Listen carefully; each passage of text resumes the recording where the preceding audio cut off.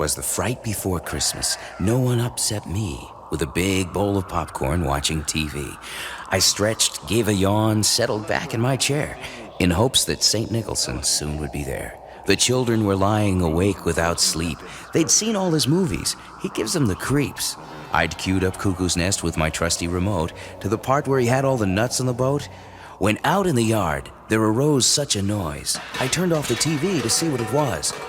And what to my wondering eyes should approach but the Los Angeles Lakers and Pat Riley, their coach. The limo was racing, the team at its heels. That's when I saw him, the man at the wheel.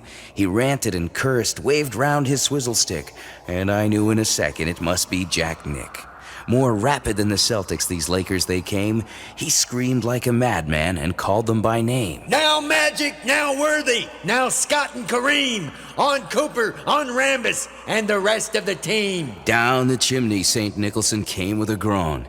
Then he brushed off the soot and said, "Honey, I'm home." He was wearing a trench coat. With beer it was stained, and a shirt clawed to shreds by Shirley MacLaine.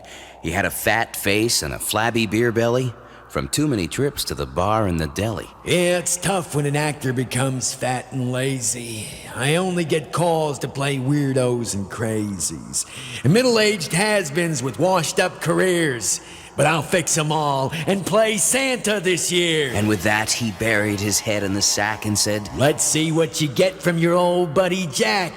A hatchet for Daddy." He reared back his head to scare all those little buggers upstairs in bed.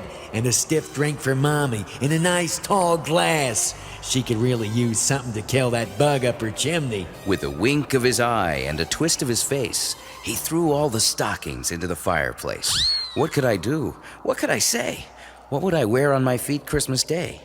I asked for a reason, and turning his head, he looked straight at me, and here's what he said. "Why? Do you want to know why? Do you really want to know why, pal? I'll tell you why. When you're out Christmas shopping, you know, doing your little Christmas things with all your little Christmas friends, spreading all that Christmas cheer with those stupid Christmas songs. Did you ever stop and think of picking up a little something for old Jack? Huh? Did you ever stop to think what Jack might like for Christmas? You know, Jack from the movies, up on the big screen, pouring his heart out, giving it everything he's got, day in and day out, just trying as hard as he can to bring a tiny little bit of sunshine into your miserable little humdrum lives.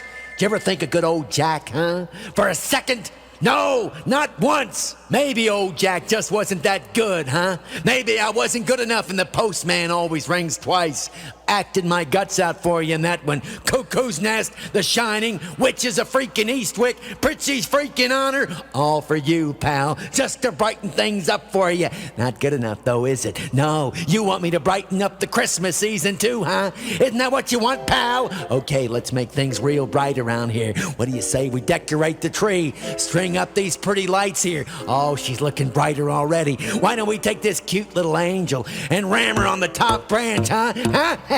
How about some gasoline for the whole freaking thing? I mean, let's make her just as bright as she can be. What do you say we light her up and chuck her through the old picture window here, huh, pal? No sense having a tree as bright as all that without giving the neighbors a chance to see, don't you think?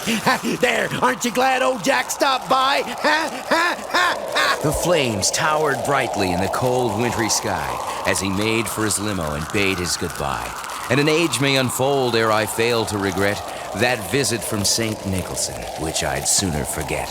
But I swear by the goosebumps upon my skin that I'll always remember that devilish grin and his voice crying out ere he faded from sight. "Merry Christmas to all, and I hope I never see you again as long as I live, for crying out loud."